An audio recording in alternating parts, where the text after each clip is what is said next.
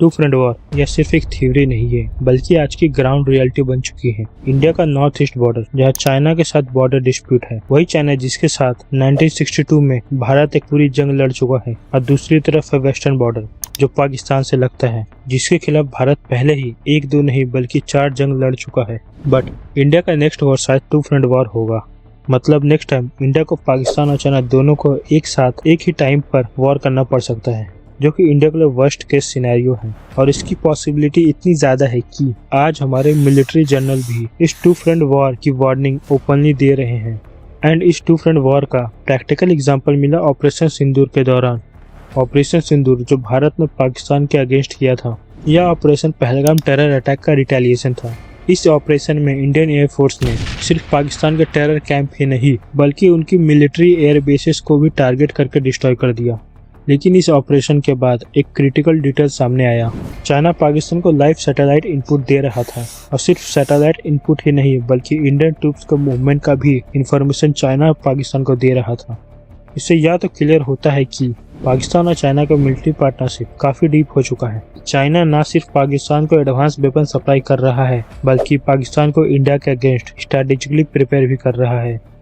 और अगर हम सेकंड फ्रंट की बात करें तो 2020 में हुआ गलवान क्लैश तो आपको याद होगा, जहां चाइना ने इंडिया के अगेंस्ट अग्रेशन दिखाया था।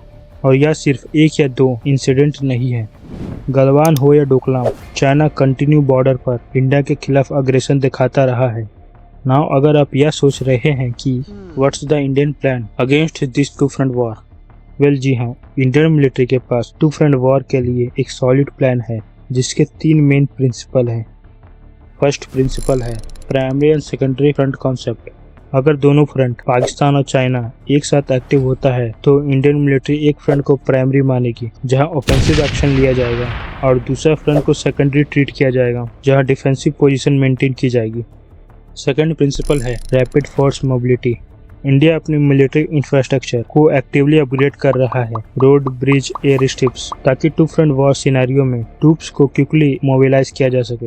यानी सिचुएशन के हिसाब से आर्मी को जल्द से जल्द एक फ्रंट से दूसरे फ्रंट पर शिफ्ट किया जा सके।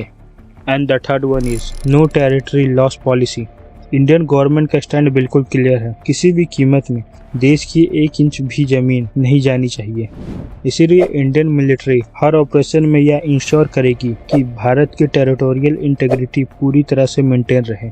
नाउ यह तो है इंडियन मिलिट्री का प्लान अगर फ्यूचर में इंडिया को टू फ्रंट वॉर का सामना करना पड़ा तो। बट अगर हम इंटरनेशनल थिंक टैंक और जियोपॉलिटिकल एक्सपर्ट की बात माने तो उनका मानना है कि इंडिया अभी टू फ्रंट वॉर के लिए पूरी तरह से तैयार नहीं है।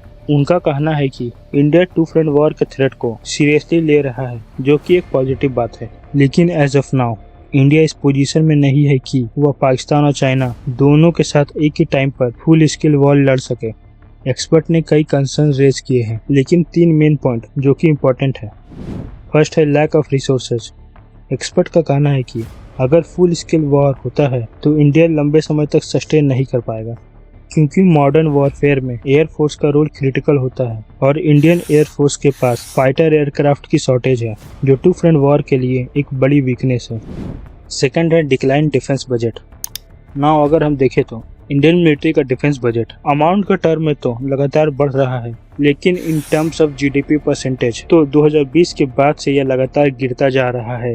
2020 में डिफेंस बजट जीडीपी का 2.9% था, लेकिन आज यह डिक्लाइन होकर सिर्फ 1.9% रह गया है। थर्ड है मॉडर्नाइजेशन एंड मोबिलिटी।